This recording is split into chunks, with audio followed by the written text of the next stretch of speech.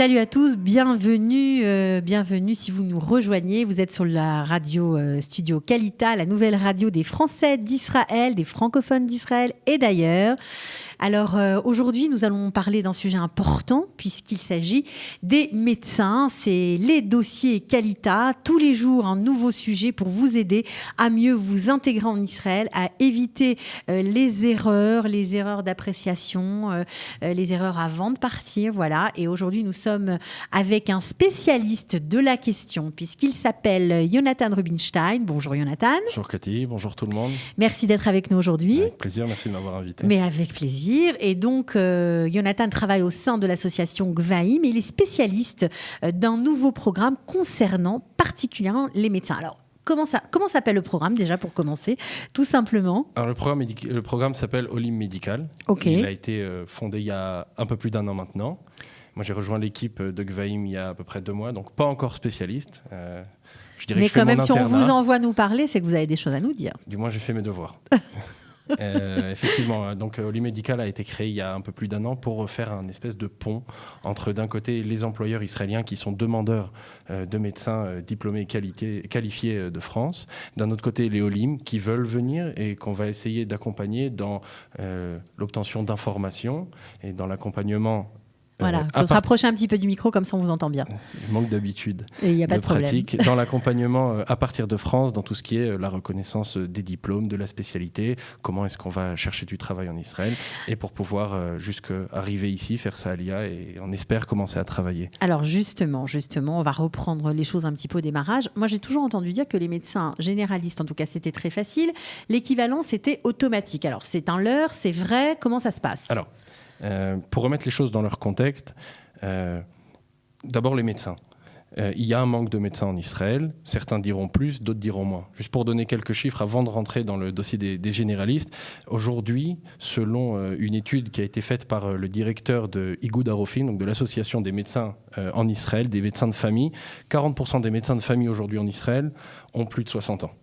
Ça, c'est la première donnée. La seconde donnée, c'est qu'en 3 ans, le rythme de départ à la retraite des médecins généralistes et des médecins spécialistes passe de 400 à 800, notamment parce que la plupart des médecins de l'Alia russe, qui était une Alia au niveau des diplômes de qualité, sont en train de partir en retraite. Ils sont en âge de retraite. Aujourd'hui, on a environ 3 médecins et demi pour 1000 habitants en Israël. D'ici 2020, on aura à peu près 2,7. C'est toujours dans les normes de l'OCDE, mais ça reste quand même très bas. Ça, on le sait par le docteur Amir Shannon du ministère de la Santé, le ministère de Briout. Enfin, il y a 70 nouveaux internes par an en Israël en médecine de famille, alors qu'il en faudrait 250. Ok, donc il y a vraiment un manque. Et je dirais que la dernière donnée que j'aimerais donner, c'est celle du député Elie Elalouf, que l'on connaît ici, francophone, qui a à cœur le problème des Olim de France, qui est le président de la commission santé à la Knesset, et qui nous dit qu'il y a entre 1000 et 1800 patients par docteur, médecin, enfin spécialiste en médecine générale en Israël, dans les coupotes Olim. Donc on a, oui, je pense, un réel manque de médecins dans les hôpitaux. Dans les hôpitaux, il y a un problème de postes, de financement de postes, et bien sûr dans les coupotes Olim. Alors, les médecins généralistes.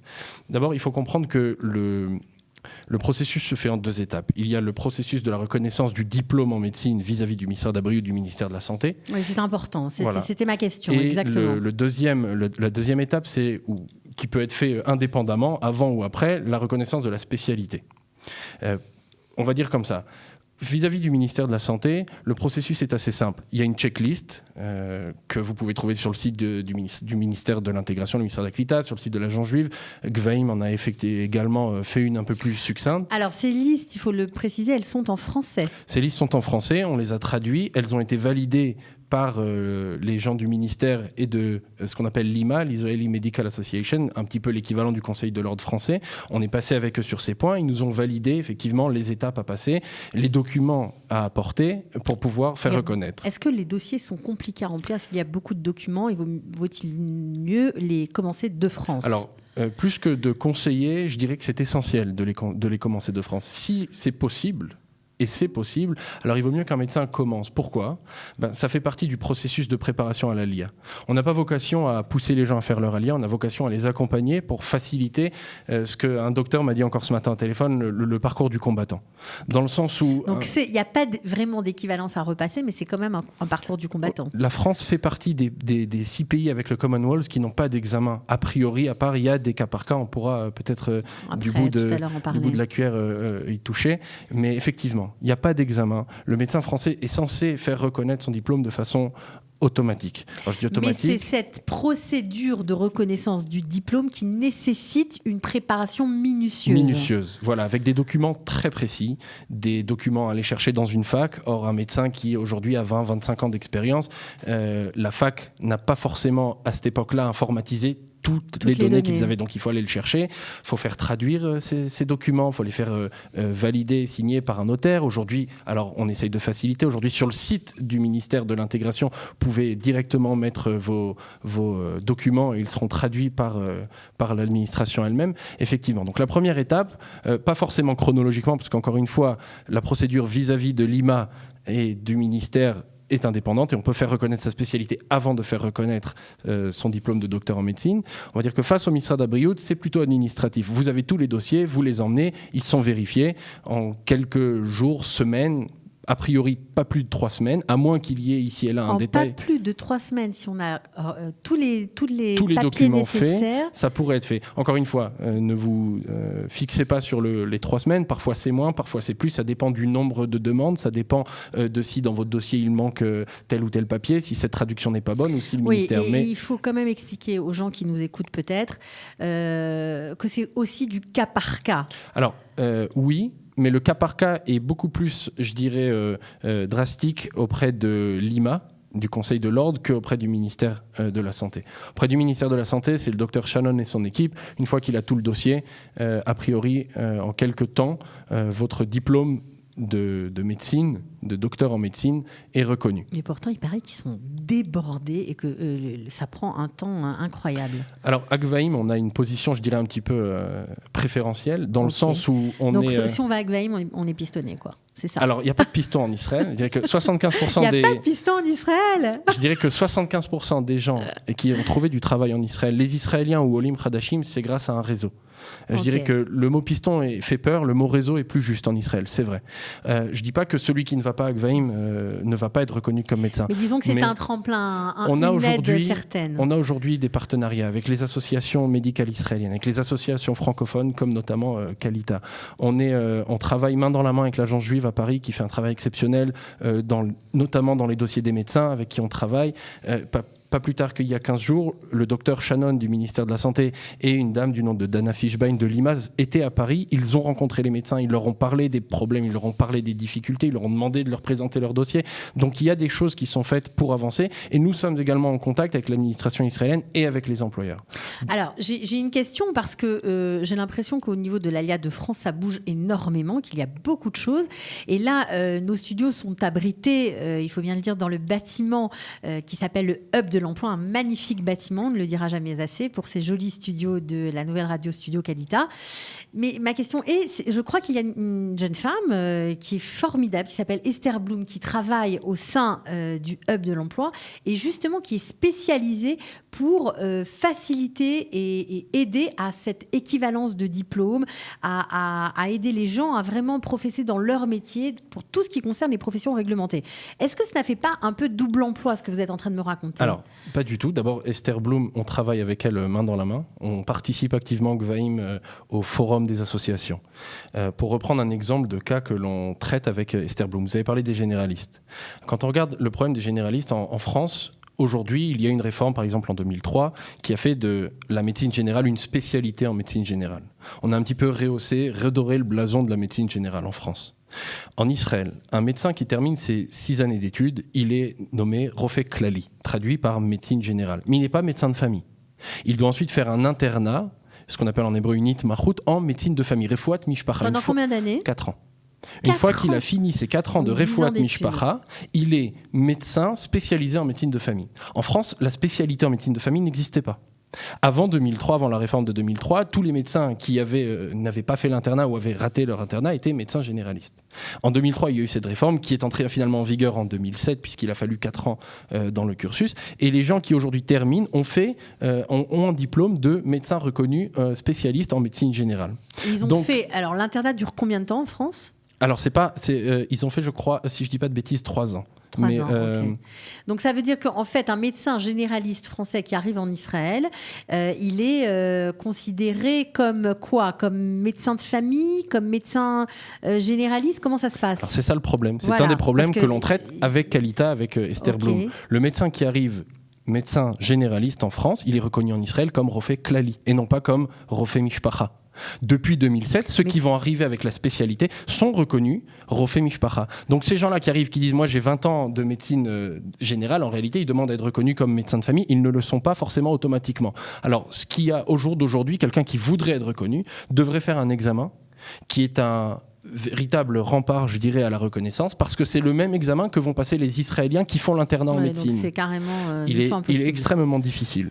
Donc ce qu'on essaye de faire notamment avec Esther, avec Kalita, avec les autres associations, en partenariat avec l'IMA, c'est de voir comment est-ce qu'on pourrait faire en sorte de faire reconnaître la spécialité de médecine générale, alors avant qu'elle devienne officiellement une spécialité en France, par Israël, en leur expliquant que les médecins qui arrivent sont, je pense, nous pensons, tout autant qualifiés que les médecins. Alors ils n'auront jamais eu la même expérience que les médecins en Israël qui ont fait 4 ans de spécialité en médecine de famille. Mais ils ont une expérience de médecins généralistes en France qu'on appelle les médecins de première nécessité, je dirais. Oui, enfin bon, c'est au quotidien, c'est un peu ce qu'ils font. Ils traitent tous les problèmes de la famille, ils traitent même des enfants. Enfin, exact, mais il leur manque 4 ans d'internat.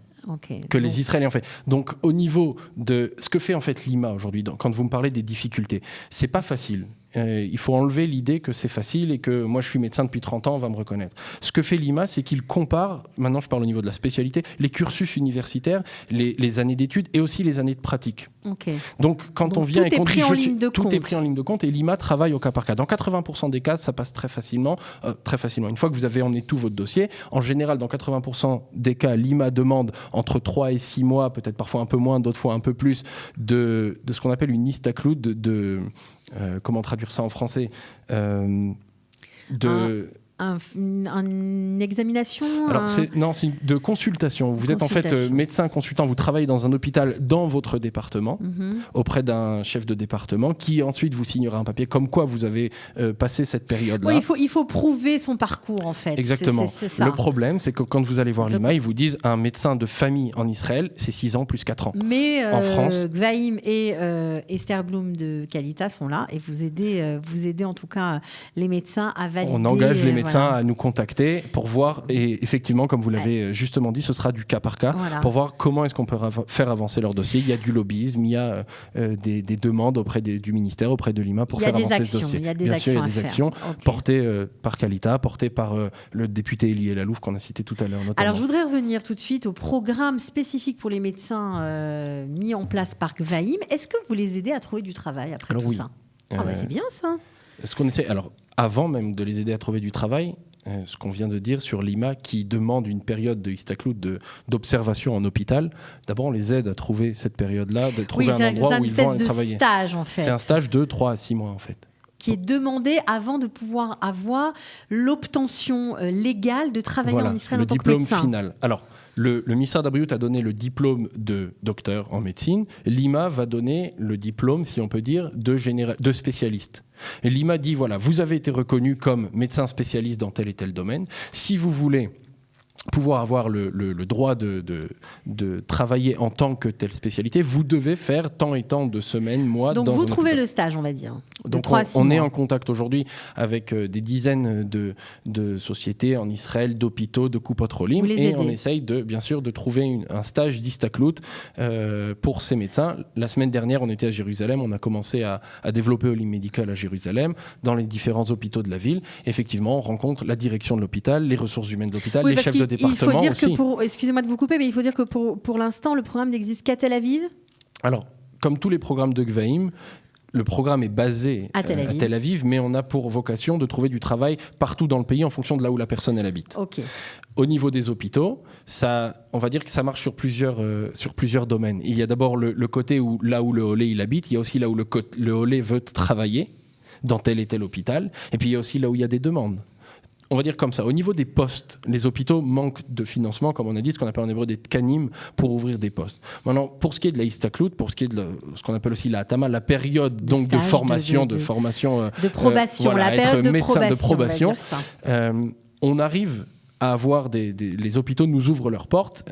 Comme je vous ai dit, pas plus tard que la semaine dernière à Jérusalem, les hôpitaux sont friands de médecins israéliens, de médecins francophones, de leur expérience, qui est une riche expérience, et ils sont prêts à ouvrir leurs portes aux médecins israéliens. Alors, après cette période de on va dire histaklout, entre guillemets, de probation, est-ce que, bon, alors là, vous avez aidé les gens à rentrer dans ces programmes-là, est-ce que vous leur trouvez vraiment du travail? Est-ce que cette période de histaklout est payée? Alors, cette période histaklout est payée, c'est pas grand-chose. Elle est subventionnée, je crois que c'est à hauteur de 4 500 ou 5 000 shekels. Par mois. Ne me prenez pas au mot, ça change en fonction. Okay. Voilà, par mois.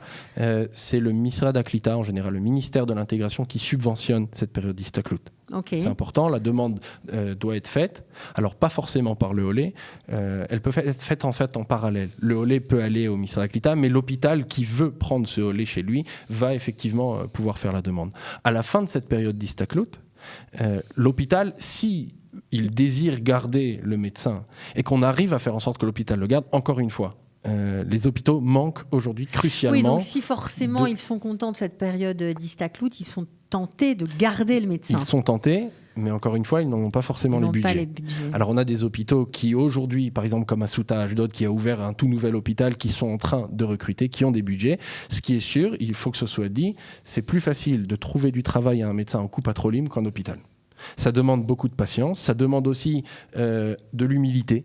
Parce que venir travailler sous un chef de département, un patron de département, quand on a été soi-même chef d'une clinique ou patron d'un département, c'est pas facile. Mais c'est un démarrage. Moi, j'ai entendu souvent dire qu'au début, c'est vrai que c'est dur, il faut mettre son ego dans sa poche, mais qu'après un certain temps, on retrouve son niveau. Mais il faut juste un peu de patience. On retrouve son niveau, alors je sais pas. Je ne sais pas par manque d'expérience de ma part. Encore une fois, ça fait que 2 mois que je travaille avec Vaim, mais effectivement, il y a une grande reconnaissance de la médecine et de la spécialité française. Il ne faut pas oublier aussi que les médecins spécialistes sont en contact avec des collègues, que ce soit des anciens Olim ou que ce soit des gens qui ont travaillé ici. Il y a des échanges. La semaine dernière, j'ai parlé avec un médecin très connu. Je ne connaissais pas, lui était très connu en chirurgie orthopédique. Effectivement, il a déjà des contacts ici. Et c'est ce que l'on fait avec Vaim dans nos différents programmes. On encourage les gens à faire leurs propres recherches de leur côté. Et nous allons faire également les nôtres. Et nous allons pouvoir aussi parfois appuyer un CV, faire en sorte que le CV se retrouve au-dessus d'une pile. De la pile. Voilà, par nos réseaux et non pas par piston. Ça ne veut pas dire que la personne sera acceptée. Ça veut dire que la personne sera d'accord en face. On lui donne sa chance de venir et de proposer sa candidature. Ok. Écoutez, Jonathan Rubinstein, c'est passionnant. Vous êtes une mine d'informations. Donc, j'engage les gens qui nous regardent et qui sont peut-être médecins, qui ont peut-être des connaissances, qui sont médecins et qui ne savent pas trop comment faire pour aller faire le pas de l'ALIA, eh bien à contacter Jonathan Rubinstein au sein de Gvaim.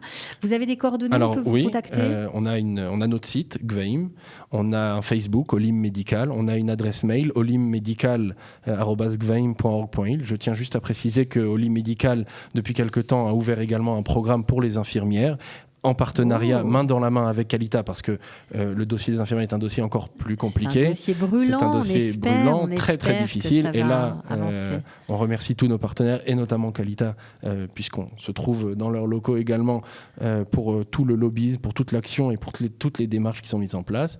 Olim Médical est en train de palper l'ouverture d'un programme pour les pharmaciens. Ça en est encore qu'à l'état de projet. Et enfin, le dernier mot, c'est que nous sommes en train de mettre en place à Olim Médical pour les médecins un programme de formation, un programme de préparation à l'embauche. Un médecin en France pas forcément a eu besoin dans sa carrière de rédiger un CV. En Israël, c'est différent. La mentalité est différente. Il doit se vendre ses qualités. Et c'est ce qu'on est en train de mettre en place. Donc un programme de carrière, de formation, de préparation à l'embauche, à la recherche de travail et au travail pour en Israël pour les médecins. olimedical@gvaim.org.il. Celle qui s'occupe des infirmières, c'est Déborah. Pour ce qui est des médecins, c'est moi, Jonathan, et il y a également Oren, le responsable du département. Ok, alors merci beaucoup d'être venu jusqu'à Avec nous. plaisir. À très bientôt. Voilà, c'était la fin des dossiers Qualita. Nous avons parlé des médecins. Vous pouvez nous revoir en replay, il n'y a pas de problème. Merci beaucoup, à bientôt. Et merci d'être venu encore. Au revoir. À tous. Toda. Au revoir.